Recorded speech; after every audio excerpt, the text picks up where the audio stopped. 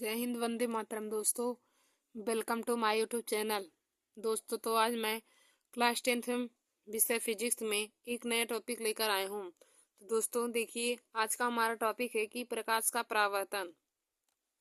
तो मैं class 12 physics के चैप्टर 1 के महत्वपूर्ण टॉपिक लेकर आए हूँ और हमारा टॉपिक आज का है प्रकाश का परावर्तन। तो आज मैं आप सभी लोगों को प्रकाश का परावर्तन और प्रकाश के परावर्तन के नियम बताऊंगी।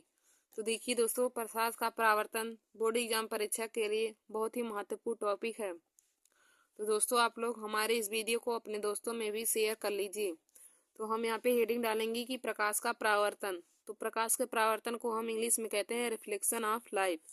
Reflection of light. तो देखिए दोस्तों, जो लोग उसकी हिंदी के साथ साथ इंग्लिश भी लिखने से हमें बोर्ड एग्जाम की परीक्षा में अच्छे मार्क्स मिलते हैं।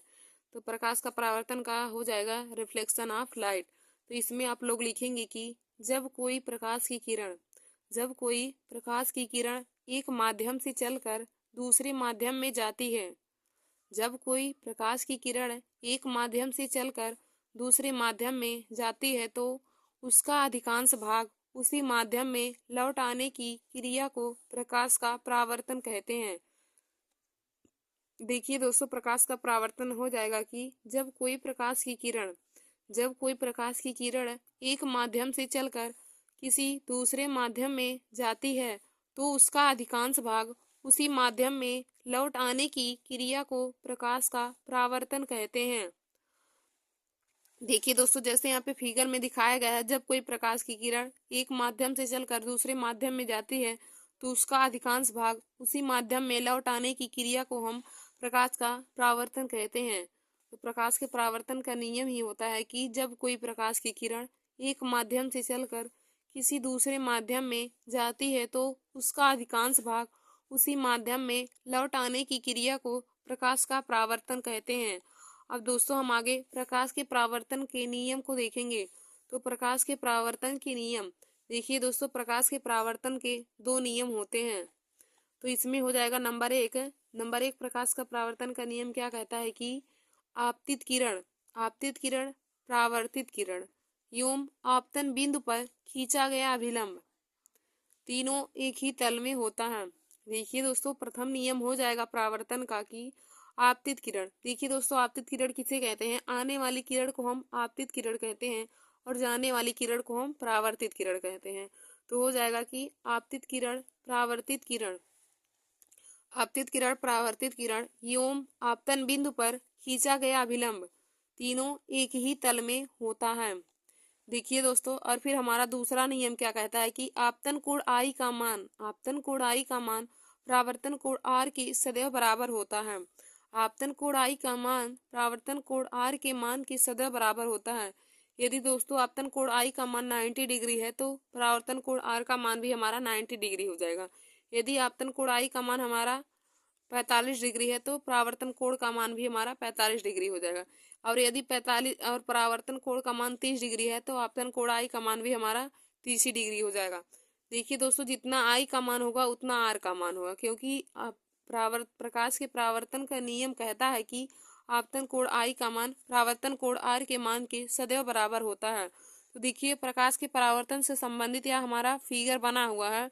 तो देखिए दोस्तों, यह हमारा एक समतल दर्पण है और इसमें आने वाली किरण यह आपतित किरण है और जाने वाली किरण परावर्तित किरण है। और यह हमारा आपतन बिंदु, यहाँ पे यह आपतन बिंदु है और उस पर खींचा गया अभिलंब है। तो हमने एक दर्पण M1 और M2 लिया है और इस पर बिंदु बी है। बिंदु बी हमारा आपतन बिंदु है और इस पर खींचा गया अभिलंब हमारा n है। अभिलंब को हम n मान लेते हैं। और देखिए दोस्तों, और यहाँ पे हमारा आपतन कोण बना है और यहाँ पे हमारा परावर्तन कोण है। तो यदि आपतन कोण की परिभाषा पूछे तो क्या हो जाएगा कि आपतित किरण एवं अभिलंब के बीच बनने वाले कोण को हम आपतन कोण कहते हैं। आपतित किरण तथा अभिलंब के बीच बनने वाले कोण को आपतन कोण कहते हैं। और यदि हमें परावर्तन कोण का परिभाषा पूछे तो परावर्तन कोण का परिभाषा हो जाता है कि परावर्तित किरण एवं अभिलंब के बीच बनने वाले कोण को परावर्तन कोण कहते हैं। देखिए दोस्तों, आपतन कोण आई को आई से दर्शाते हैं और परावर्तन कोण को आर से प्रदर्शित करते हैं। तो आपतित किरण एवं अभिलंब के बीच बनने वाले कोण को आपतन कोण तथा परावर्तित किरण एवं अभिलंब के बीच बनने वाले कोण को परावर्तन कोण कहते हैं। तो देखिए दोस्तों, मैंने आप लोगों को प्रकाश का परावर्तन बताया कि और प्रकाश के परावर्तन का नियम। तो प्रकाश का परावर्तन हो जाएगा कि प्रकाश का परावर्तन किसे कहते हैं। तो परिभाषा हमने बताया आप लोगों को कि जब कोई प्रकाश की किरण एक माध्यम से चलकर दूसरे माध्यम में जाती है, जब कोई प्रकाश की किरण एक माध्यम से चलकर दूसरे माध्यम में जाती है तो उसका अधिकांश भाग उसी माध्यम में लौट आने की क्रिया को प्रकाश का परावर्तन कहते हैं। तो उसका अधिकांश भाग उसी माध्यम में लौट आने की क्रिया को प्रकाश का परावर्तन कहते हैं। देखिए दोस्तों, प्रकाश का परावर्तन यानी कि रिफ्लेक्शन ऑफ लाइट। फिर हम देखेंगे कि प्रकाश के परावर्तन के नियम। तो हमने आप लोगों को बताया कि प्रकाश के परावर्तन के दो नियम होते हैं। नंबर 1 नियम हमारा क्या कहता है कि आपतित किरण, परावर्तित किरण, परावर्तित किरण एवं आपतन बिंदु पर खींचा गया अभिलंब तीनों एक ही तल में होता है। देखिए यहाँ पे फिगर में दर्शाया गया है कि आपतित किरण यह है, परावर्तित किरण और आपतन बिंदु पर खींचा गया अभिलंब तीनों एक ही तल पर। यहाँ पे हमारा बिंदु एक ही बिंदु पे तीनों है ना, तो यही हमारा पहला नियम हो जाता है कि आपतित किरण, परावर्तित किरण एवं आपतन बिंदु पर खींचा गया अभिलंब तीनों एक ही तल पे हो जाएगा। तो और हमारा दूसरा नियम कहता है कि आपतन कोण आई का मान सदैव परावर्तन कोण आई के मान के बराबर होता है। यह हमारा आपतन कोण आई है और परावर्तन कोण आर, इन दोनों का मान सदैव एक दूसरे के बराबर होता है। यदि आपतन कोण आई का मान 90 डिग्री है तो परावर्तन कोण आर का मान भी हमारा 90 डिग्री हो जाएगा। तो देखिए दोस्तों, यहाँ पे फिगर में दिखाया गया है कि यहाँ पे एक अभिलंब, यहाँ पे हमने एक समतल दर्पण M1 और M2 लिया है। समतल दर्पण हमारा एक है M1 और M2। यहाँ पे आने वाली किरण को आपतित किरण और जाने वाली किरण को परावर्तित किरण है। देखिए दोस्तों, आने वाली किरण आपतित किरण है और जाने वाली किरण परावर्तित किरण है और आपतित किरण हम आपतन बिंदु पर खींचा गया अभिलंब हमारा है। तो देखिए दोस्तों, आपतित किरण की यदि परिभाषा पूछे तो आपतित किरण का परिभाषा हो जाता है कि आने वाली किरण को आपतित किरण कहते हैं और परावर्तित किरण का परिभाषा हो जाता है कि जाने वाली किरण को परावर्तित किरण कहते हैं। और यदि हमारा आपतन कोण का परिभाषा पूछेगा तो आपतन कोण का परिभाषा हो जाएगा कि आपतित किरण एवं अभिलंब के बीच बनने वाले कोण को आपतन कोण कहते हैं। आपतित किरण एवं अभिलंब के बीच बनने वाले कोण को आपतन कोण कहते हैं। और यदि परावर्तन कोण का परिभाषा पूछे तो हो जाएगा परावर्तित किरण एवं अभिलंब के बीच बनने वाले कोण को परावर्तन कोण कहते हैं। तो देखिए दोस्तों, आपतन कोण आई और परावर्तन कोण आर का मान सदैव एक दूसरे के बराबर हो जाएगा। तो देखिए दोस्तों, प्रकाश का परावर्तन और प्रकाश के परावर्तन से संबंधित नियम मैंने आप लोगों को आज बताया है।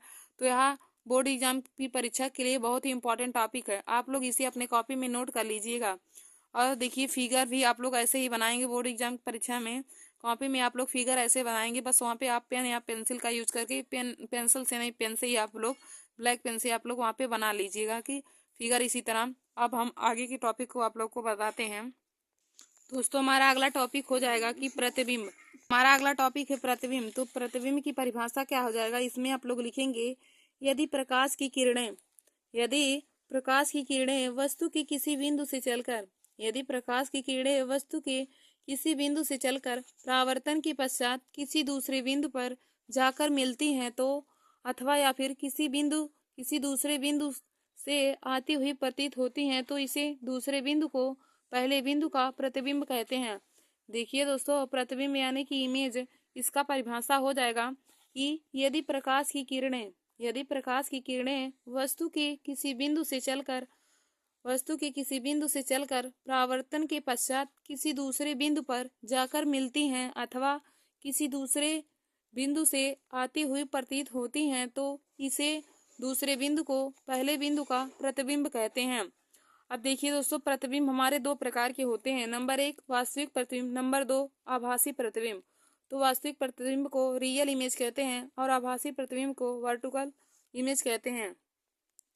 तो वास्तविक प्रतिबिंब का परिभाषा क्या हो जाएगा कि यदि किसी बिंदु वस्तु से चलने वाली प्रकाश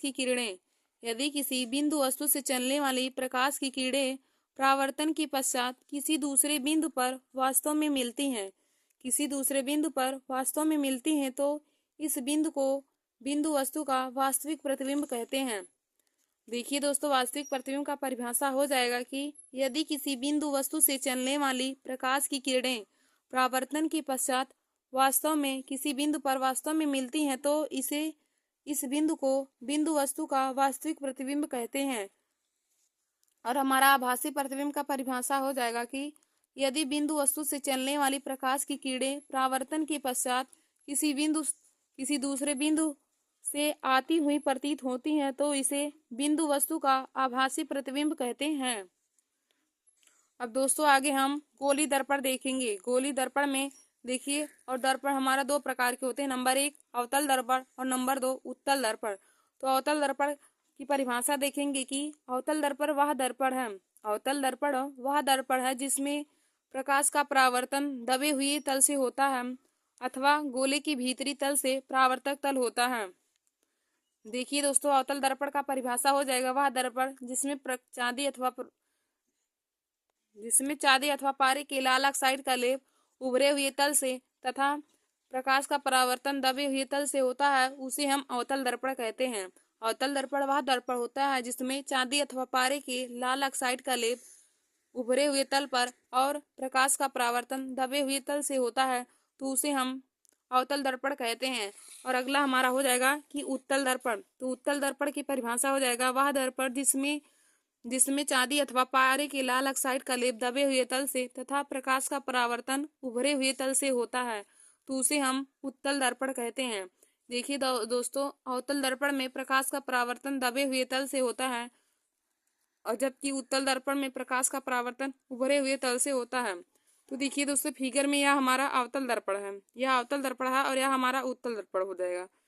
तो अवतल दर्पण में चांदी अथवा पारे के लाल ऑक्साइड का लेप उभरे हुए तल से होगा और प्रकाश का परावर्तन दबे हुए तल से होता, और जबकि उत्तल दर्पण में चांदी अथवा पारे के लाल ऑक्साइड का लेप दबे हुए तल पर और प्रकाश का परावर्तन उभरे हुए तल से होगा।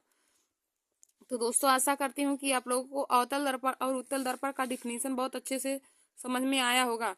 तो अवतल दर्पण में प्रकाश का परावर्तन दबे हुए तल से होगा। दोस्तों, अब हम आगे आप लोगों को गोली दर्पण से संबंधित महत्वपूर्ण कुछ परिभाषाएं बताएंगे। देखिए दोस्तों, गोली दर्पण से संबंधित महत्वपूर्ण परिभाषाएं बोर्ड एग्जाम की परीक्षा में पूछे जाते हैं। तो हमारा इसमें पहला परिभाषा है वक्ता केंद्र। वक्ता केंद्र किसे कहते हैं? तो देखिए दोस्तों, गोली दर्पण जिस कांच के खोखले गोले का काटा गया भाग होता है, उसी दर्पण के केंद्र को हम गोली दर्पण का वक्ता केंद्र कहते हैं। गोली दर्पण जिस कांच के खोखले गोले का काटा गया भाग होता है, उसी के केंद्र को हम दर्पण की वक्ता केंद्र कहते हैं। और हमारा दूसरा है वक्ता त्रिज्या। तो वक्ता त्रिज्या का परिभाषा हो जाएगा गोली दर्पण जिस कांच की खोखली का काटा गया भाग होता है, उसी की त्रिज्या को हम दर्पण की वक्ता त्रिज्या कहते हैं। फिर हमारा अगला परिभाषा हो जाएगा ध्रुव। तो देखिए दोस्तों, ध्रुव किसे कहते हैं? तो ध्रुव का डिफिनीशन हो जाएगा दर्पण के परावर्तक तल के मध्य बिंदु को दर्पण का ध्रुव कहते हैं। दर्पण के परावर्तक तल के मध्य बिंदु को दर्पण का ध्रुव कहते हैं। दर्पण के परावर्तक तल के मध्य बिंदु को दर्पण का ध्रुव कहते हैं और इसे P से प्रदर्शित करते हैं। देखिए दोस्तों, दर्पण के परावर्तक तल के मध्य बिंदु को दर्पण का ध्रुव कहते हैं और ध्रुव को हम P से प्रदर्शित करते हैं। फिर हमारा अगला परिभाषा हो जाएगा मुख्य अक्ष। तो मुख्य अक्ष का परिभाषा हो जाएगा कि दर्पण के ध्रुव तथा वक्ता केंद्र को मिलाने वाली रेखा को दर्पण की ध्रुव तथा वक्ता केंद्र को मिलाने वाली रेखा को दर्पण की मुख्य अक्ष कहते हैं। दर्पण की ध्रुव तथा वक्ता केंद्र को मिलाने वाली रेखा को दर्पण का मुख्य अक्ष कहते हैं। फिर हमारा अगला हो जाएगा दर्पण में द्वारक। दर्पण का द्वारक। तो देखिए दोस्तों, दर्पण का द्वारक इसका परिभाषा हो जाएगा कि दर्पण के परावर्तक तल के व्यास को दर्पण का द्वारक कहते हैं। दर्पण के परावर्तक तल के व्यास को दर्पण का द्वारक कहते हैं। फिर हमारा अगला है मुख्य फोकस। तो देखिए, मुख्य फोकस का परिभाषा हो जाएगा कि दर्पण की मुख्य अक्ष की समांतर आने वाले प्रकाश की किरणें दर्पण की मुख्य अक्ष की समांतर आने वाली प्रकाश की किरणें दर्पण से परावर्तन के पश्चात। देखिए दोस्तों, मुख्य अक्ष की परिभाषा हो जाएगा कि मुख्य फोकस की दर्पण की मुख्य अक्ष की समांतर आने वाली प्रकाश की किरणें दर्पण की मुख्य अक्ष के समांतर। तो मुख्य फोकस की परिभाषा हो जाएगा दर्पण की मुख्य अक्ष की समांतर आने वाली प्रकाश की किरणें दर्पण से परावर्तन के पश्चात मुख्य अक्ष के जिस बिंदु पर मिलती है या मिलती हुई प्रतीत होती हैं तो उस बिंदु को दर्पण का मुख्य फोकस कहते हैं।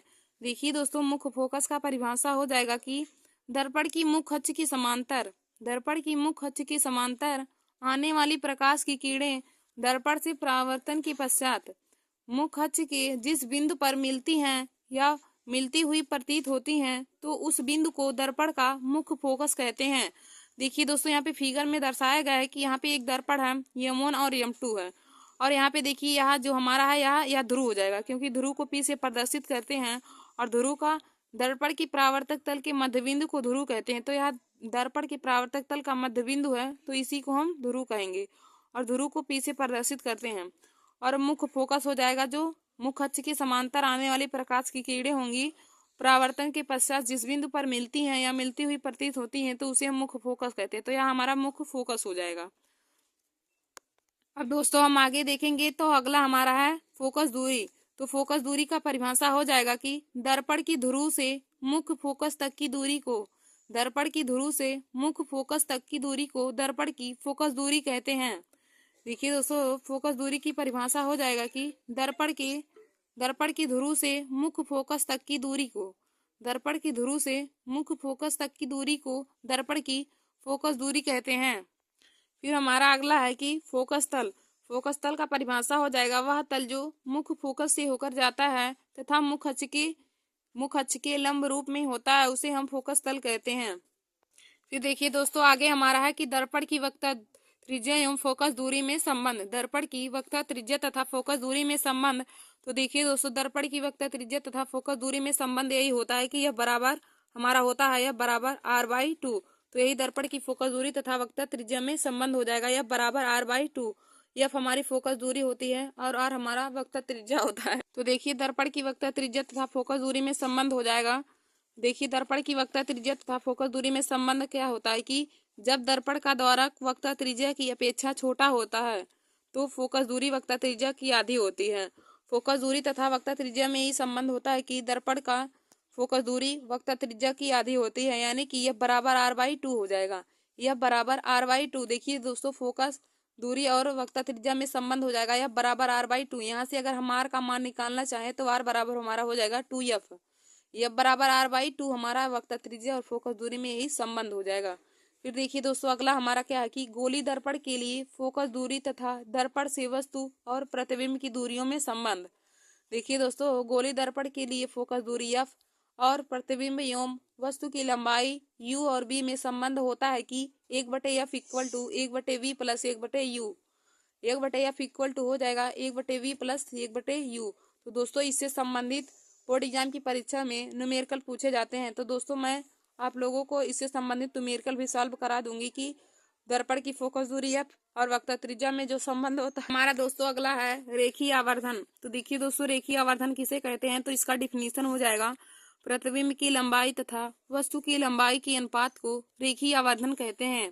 प्रतिबिंब की लंबाई तथा वस्तु की लंबाई के अनुपात को हम रेखीय आवर्धन कहते हैं और रेखीय आवर्धन को यम से प्रदर्शित कहते हैं। तो देखिए दोस्तों, यम बराबर हो जाएगा -v/u। यम बराबर -v/u। अब यहाँ पे हमारा यम हो जाएगा रेखीय आवर्धन, v प्रतिबिंब की लंबाई और u वस्तु की लंबाई होती है। देखिए दोस्तों, रेखीय आवर्धन का परिभाषा हो जाएगा प्रतिबिंब की लंबाई v तथा वस्तु की लंबाई u के अनुपात को हम रेखीय आवर्धन कहते हैं और रेखीय आवर्धन को स्मॉल m से प्रदर्शित करते हैं। रेखीय आवर्धन को स्मॉल m से प्रदर्शित करते हैं और यम बराबर हो जाएगा -v/u। देखिए दोस्तों, दर्पण के लिए हमारा रेखीय आवर्धन में जो मान होता है वह माइनस में होता है, तो यम बराबर हो जाएगा -v/u। तो दोस्तों, आज मैंने आप सभी लोगों को प्रकाश का परावर्तन और प्रकाश के परावर्तन के नियम बताएं तथा प्रतिबिंब और प्रतिबिंब के दोनों प्रकार वास्तविक प्रतिबिंब और आभासी प्रतिबिंब बताया, और गोली दर्पण में हमने आप लोगों को उत्तल दर्पण और अवतल दर्पण बताया और गोली दर्पण से संबंधित महत्वपूर्ण परिभाषाएं बताया आप लोगों को। तो उसमें हमारा वक्रता केंद्र, वक्रता त्रिज्या, ध्रुव, मुख्य फोकस, दर्पण का द्वारक, मुख्य फोकस तथा फोकस दूरी और फोकस तल, इन सभी का आप लोगों को परिभाषा बताया। और फिर आगे हमने वक्रता त्रिज्या और फोकस दूरी में आप लोगों को संबंध बताया और दर्पण गोली दर्पण के लिए फोकस दूरी f दर्पण से ध्रुव और प्रतिबिंब के बीच में संबंध आप लोगों को बताया तथा रेखीय आवर्धन का परिभाषा और उसका फार्मूला आप लोगों को बताया। तो दोस्तों आप लोग हमारे इस वीडियो को देख लीजिए और अपने दोस्तों में भी शेयर कर लीजिए। धन्यवाद दोस्तों।